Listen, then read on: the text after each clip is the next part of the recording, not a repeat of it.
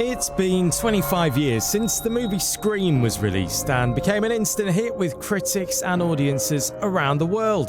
Wes Craven and Kevin Williamson's knowing slasher spawned 3 sequels and set a young, hip and scary trend that immediately changed the landscape of cinema. Now with a new installment of the record-breaking saga on the way in 2022, this podcast will celebrate the original release and what came next, maybe with a few twists and turns along the way.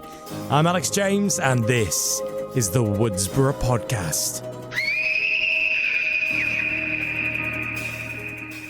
Tim Hillman is a location manager. How do you become a location manager? I hear you cry. I was a musician. I went to Berklee College of Music in Boston, graduated from there. I graduated in 1977. I ended up in Chicago, and I always joked that if I failed as a rock star, I could always sell real estate. And I figured I had to get a real job. So I got my salesperson license and started selling real estate. And then I got my broker's license. And I loved putting the deals together and matching the people up with houses and everything. But I hated the weasels in the real estate business. My sister-in-law was a decorator in Los Angeles. And she said, well, why don't you be a location manager? And I said, okay, what's that? Because I didn't think people got paid to work on movies. I thought you won a lottery and you got to be on set and, and I was lucky enough to get into the business in Chicago. And there were 6 location managers at that time in Chicago, and they got maybe 2 big projects a year. And I turned to my wife and said, we have to move to California. Tim's credentials are impressive to say the least. Here's a few of the movies that he's worked on. National Treasure, Castaway, Magnolia, What Lies Beneath, and only Terminator 3. Remember the 85-ton crane that drove through the city with Arnold hanging off the boom? Yeah. And we did that on city streets, shutting down blocks and blocks and taking an 85-ton crane and making it slide around corners. CG was there. It was very expensive, so we had to do as much of it practically as we possibly could. Which leads us to here. There's a very special title on Tim's list, and that is, of course, Scream 2. Not that he'd actually seen Scream before the job popped up. I watched the first film when I was hired to do the sequel. I had been contacted by the producer, and I came home and said to my wife, well, I got to go to, I think at that time, I was still going to the video store and renting it, a VHS copy or maybe a DVD. But I watched it that weekend and just cracked up. It was, it scared you to death and made you laugh hysterically at the same time. So how did Scream 2 end up on Tim's desk? Well, the producer was looking for a location manager. It really, just because it was a horror film or a horror comedy film, it didn't really matter. You still need a location manager to do the same thing they always do, which is break down the script, figure out where it's going to shoot, and then find the locations. That's the fun part. Mm-hmm. And then make it possible for 200 people to go there for a few days and film. That's the hard part. We started with an idea that many of the cast had TV commitments, friends and things like that. So we could only go out of town for a certain amount of time. And we wanted to find a school with some Gothic architecture that kind of matched UCLA, because we knew when we came back, we were going to spend some time at UCLA doing some of the exteriors, and we actually did a couple of the interiors there as well. So we threw out the big net, and the production designer and I flew to, we went to Duke University, we went to someplace in Ohio, we went to Cal Berkeley, and we ended up at this place in Decatur, Georgia, which is just west of Atlanta. Mm-hmm. And we found Agnes Scott College, which is this women's school, and it matched perfectly. So we ended up going there. We started out by flying up to Berkeley because that was one of the contenders. Yeah. We looked at that, and while we were there, the designer and the director talked, and he said we should really look at Alex Scott. So we literally went to the airport. We had to stop at a Macy's because the DP was with us, and he expected it just to be a day trip. and we had to stop at a Macy's so he could buy a clean shirt for the next day. And we flew to Atlanta and went to Agnes Scott, and that was the place. Did you get a sense straight away that was the one? I felt it was when Barry and I, the production designer, and I were there. It just felt right, and it was a small enough school that we could control it. The timing was right because they were just going to be ending classes when we arrived, so the campus would be pretty much ours to run amok on. Yeah, which was very important to be able to have that control. It felt good, and we knew it would match UCLA quite well.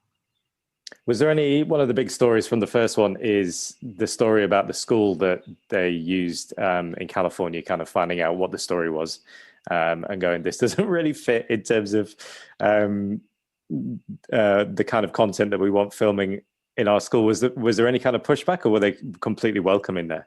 We were because of what happened and poor Eric, he had to go through that on the first one. I mean, I do not envy him 1 second of that, because that's just a location manager's nightmare. Yeah. But we made very sure because of that whatever school we went to, we said, look, this is what we're doing. This is, watch the movie. We're doing that again. And there's going to be a lot of blood, and we're going to cut people up and kill them, and mayhem will ensue. So you need to be prepared for this, and please don't let us come there unless you're going to let us film there. And so we had that all cleared before we even set foot on the campus. And there must have been an element of them realizing the success of the first one. I think so. They had this wonderful woman there, our liaison there, Mary Zimnick. She was the public relations person at the school, and she was just terrific about getting everybody on board, and she was very excited, and she had they didn't have a film program per se, but she had people that were interested in film, so we got them, production assistant jobs while we were there, and let them kind of shadow us and see what went on. So we got great cooperation that way.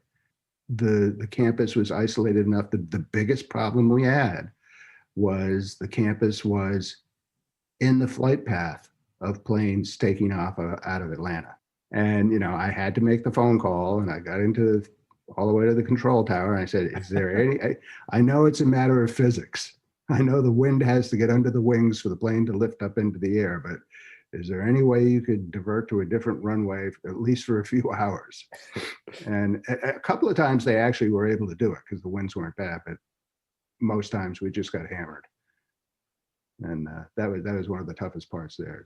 So can you tell us what parts were the college and which parts were then back in LA? Most of the campus was Agnes Scott. We did 3 nights at UCLA, and they were all nights. We did a lecture hall there.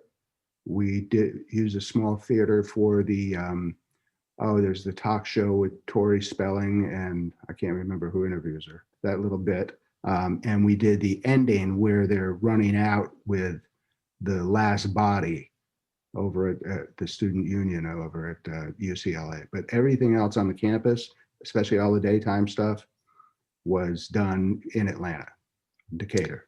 And there's the scene with Sarah Michelle Gellar? Now, yeah, that's in Altadena, north of Pasadena. And am I right in thinking that's quite a famous location from a number of other films as well? Yeah, and Catch Me If You Can, it was the Southern House, and it's been in a lot of films. There was a house that hadn't been in many films, which was the other fraternity house that was on Grand Avenue in Pasadena. That was a really tough one to put together because it was a very wealthy neighborhood, and we wanted to go in there for 3 nights, all night, dusk to dawn. How do you go about convincing people that you can do this? Well, you pay them a lot of money and put them up in the Ritz-Carlton. Do you have to ever you redecorate people's houses or? Oh God, yes. I mean, that's part of location management that just always floors me. Is we'll scout a place and they'll go, this place is perfect. We don't have to change a thing. And the first day of prep, all the furniture is going out of the house. And it's like, wait, I thought we didn't have to change a thing. Furniture's gone. We're painting walls, putting down rugs. It's okay. I'm glad it was perfect. How did Tim take the original script for Scream 2 and then bring it to life? Well, what I always try and do, which I did on this one, is I try and read the script 3 times before I even start working. Mm-hmm. The first time I read it just to get the story and find out who did it in the end. The second time I read it for location breakdown. And then I have a list of all the interior and exterior locations, and I can go to the producer and director and designer and say, what are we going to build? Because I have to know what we're going to build right up front. If we're just building the interior of a place, I've got to find the exterior so that the windows and the doors that they put on the set match, or at least come close to matching. And then the third time I read it, just to get it into my head, because first ADs are notorious for spitting out page numbers, scene numbers, slug lines from the script. And I want to try and be as in tune with the script as they are. It's like studying for an exam, yeah. Pretty much, yeah. And it gets easier as the years go by, but actually, easy is a 4-letter word in our business. We don't use it because it always, if you ever say something is easy, it blows up. It never fails. But you see, you haven't gotten to the best part of the interview yet. That would be that yours truly had a role in the film. We were going to Atlanta, and we knew it was purely monetary. They wanted to cast crew members as background people, so they didn't have to fly those background people to Los Angeles and put them up with housing and per diem to shoot continuations of the scenes at UCLA. So the first AD, who is a very funny man, Nick Mastandrea, in fact, for our rap gift from Wes, who is a brilliant man, and I'll get into more about him in a minute, but Wes's gift to us was a dictionary of Nickisms. Nick used to have these sayings that he would say, like, can't throw a meatball past a hungry dog, or they're working at the speed of a flat rate, or, even a blind squirrel finds a nut now and then, and he'd have all these sayings that would just constantly come out of his mouth. And we're in the van one day, and they're talking about all these background people they have to hire or create out of the crew. And Nick says, "Hey, Wes, my nickname at the time was Falling Down." Because if you remember the movie with Michael Douglas, he had the straight, haircut and the horn rim glasses, and I had the same haircut and glasses, so he called me Falling Down. And he said, "How about we make Falling Down here the captain of the campus police department?" And Wes says, "Yeah, that's a good idea." I went, "Yeah, fine." And we're sitting at the read through in Atlanta when we get there, and the costumer holds up her hand and says, "Excuse me, but who is this Captain F. Down?" and I looked at Nick. I went, "You didn't?" He went, "Oh yeah." And I think they were trying to get back at me because they put me in polyester. Now we're in Atlanta, Georgia in July. That would have been very hot, yeah. And I just melted in this thing.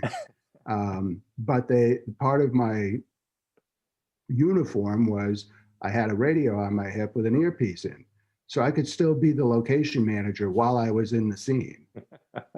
I'm listening to all the cues and everything, and telling my people where to go. And then we came back to LA, and we were doing a scene in the police station. It's the scene where Liev Schreiber is getting his things back because he's been held overnight. Of course, yeah. And that's me handing him his stuff and telling him to sign his name. And Nick comes over to me and goes, "Hey, Wes wants to give you a line." And I went, "Yeah, okay." So he gave me a line, and I did the line. And Wes comes over and says, say it a little slower. And he looks at me and he goes, "You're actually really good." And I cracked up. It was just the funniest thing. But that line has made me, and then we did another scene later on where we're in the hospital. It's Jerry O'Connell, myself, and they actually scripted me a line.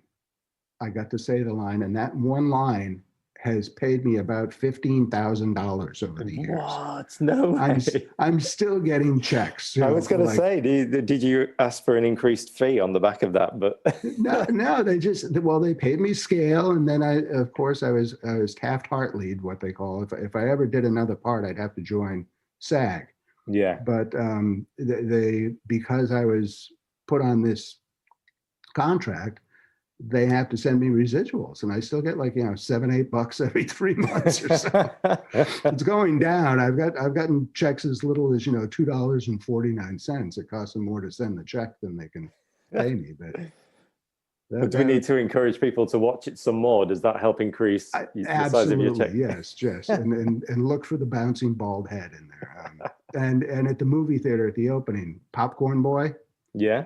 The guy that hands out, that's our director of photography, Peter Deming. Part of this series is, of course, to celebrate the legacy of Wes Craven through the Scream saga. So where does he rank alongside other directors that Tim has worked with? Wes was he's a genius. He's John Hopkins, PhD. He's been a cab driver. He's been a teacher. He's been, he has all this life experience, and he was the nicest man ever. And we were on a scout one day, and he was talking about Kevin Williamson, the writer, and he goes, look at this. We get to the end of the scene, and then he's actually written in here, Wes does some really scary shit here. He says, it's up to me. I have to fix this. And every day when the call sheet came out, on the backside of the call sheet was the New York Times crossword puzzle. Oh, I've heard about the crosswords, yeah. And between setups, everyone on set had the crossword out, and they were, hey, what'd you get for 5 down? And Wes would go, no, do it yourself. Top 2, maybe number 1. He was just, to watch him work, he was brilliant. He was always very relaxed. I never saw him lose his temper about anything. He had no lofty aspirations. He was there with the crew, and we were all making this film together. He knew he was in charge, and he expected people to do what he asked them to do. But he was great. Was there any sense of, here we go again with another sequel? Was there just a sense of celebration about how well the first one had done, and it was great to be able to do a second one? I can't speak for 3, 4, or however many they did, but on 2, we were just having a really good time, and everybody was happy and grateful to be there.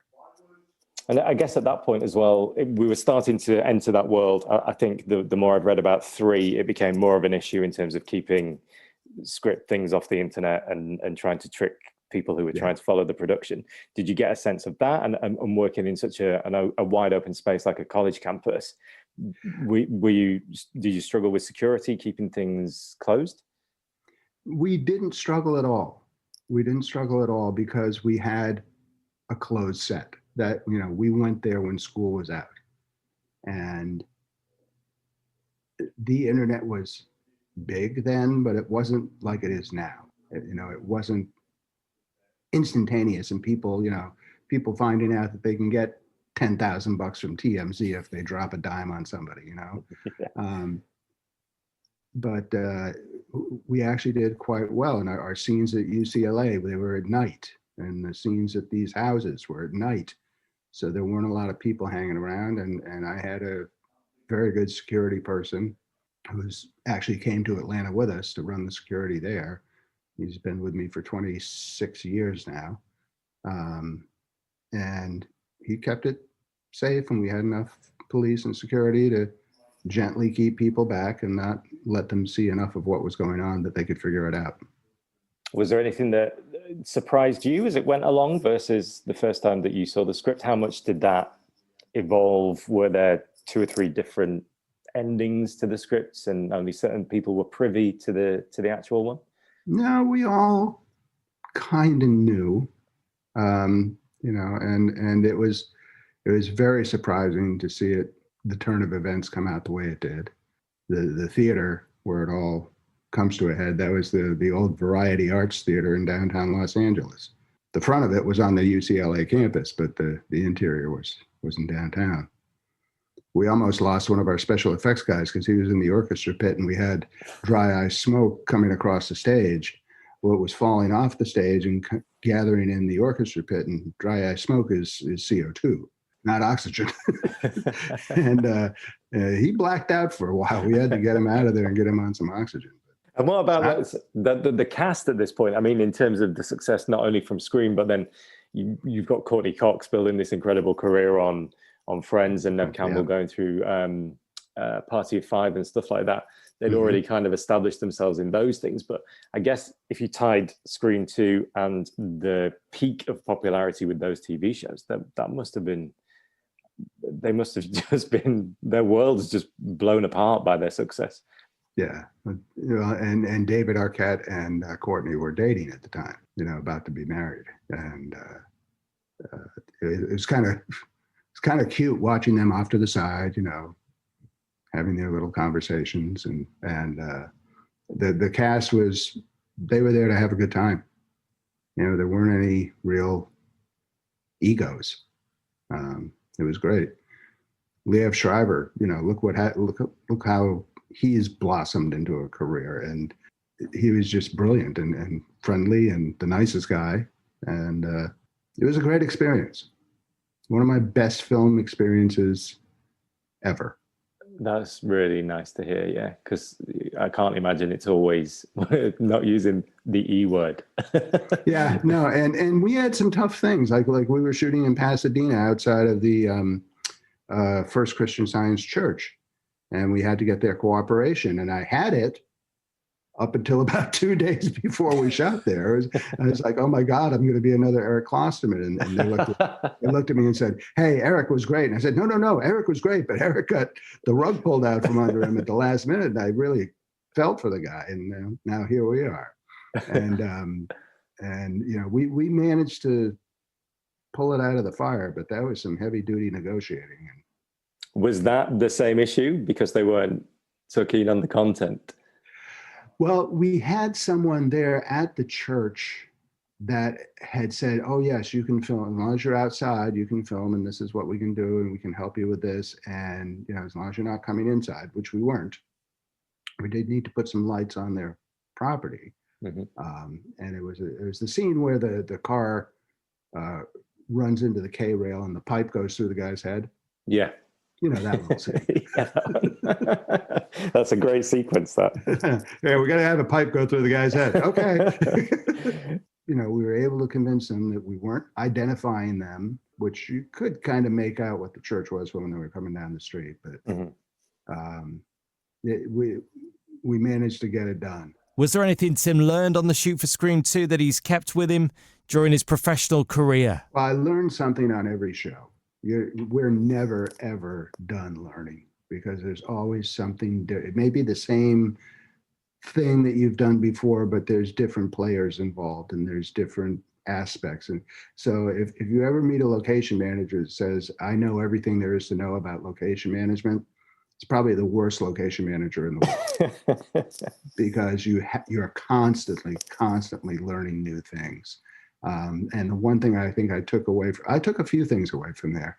I took Wes's attitude on set and tried to strive for that, just the calm, cool, okay, we're in trouble, but we're going to figure this out. So, we're going to get this done. That was his mantra, and the producer that hired me for the show, who I ended up doing 4 or 5 pictures with after that, Daniel Lupi.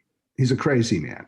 He's nuts, but the nicest man, and he and I got along great. We had some knockdown, drag out fights over silly things like cell phone bills, because back then you could rack up a $2,000 cell phone bill. It wasn't like it is now, where you can pick up a call and you can call across the country for free for as long as it's part of your plan. I can't pay $2,000 for a cell phone bill. Well, Daniel was from England and had a very thick accent. Right, I'm not paying this. I'm like, well, then don't call me because I'm not using my phone. But he was very, very, actually very gentle and he wanted to take care of the crew. and he would throw parties. When we were in Atlanta, we had a couple of magnificent parties that Daniel just said, okay, we've worked for 6 days. It's time to blow it out. And he really took care of us and was a good man to work for. It's funny, isn't it? Because you assume that everybody working on the movies would be a fan of this kind of genre, but that's not always the case. Not really. But the Scream movies make me laugh. They scare you. They're really scary. Wes has that. He's got that part down, man. He's got it nailed. But they're also really funny. And there's always oh no, they didn't just do that, did they really? Yes, they did. Well, you had a big pipe through the head is a prime example. Well, also on 2, that would have been killing off Randy, who was obviously a fan favorite. How did that play out when you were actually in the process of making that sequence? Well, there was a lot of hugging that went on after that scene ended. Because they knew he wasn't going forward with it. It was great. The whole thing was just great. I mean, people love to be scared. A lot of people really love to be scared. And a lot of people are fans of this type of film. I'm not necessarily one of them, but I'm grateful that I had this experience. Aside from playing the very important role of Officer Down in Scream 2, is there another moment in the movie that Tim is particularly proud of? I think the big wide shot of the campus in Atlanta, where they just show you the whole place, and it's all completely locked down and under control. I was integral in making that happen. It was like, oh, look at that, it worked. It's brilliant. It's just brilliant. Wes was brilliant. I'm very sorry he passed because I really like that guy. So there you have it. Lots of love and respect for Wes Craven, of course, and a little insight into life on the set of Scream 2 from Tim Hillman, the man who brought to life that incredible movie and created the atmosphere, the world of Windsor College. Thank you for listening to this episode of the Woodsboro Podcast. Please rate and subscribe so you don't miss future episodes. And if you'd like to join the conversation, then you can find more on social media at the Woodsboro Pod. And you can find me on social media too at This Is Alex James.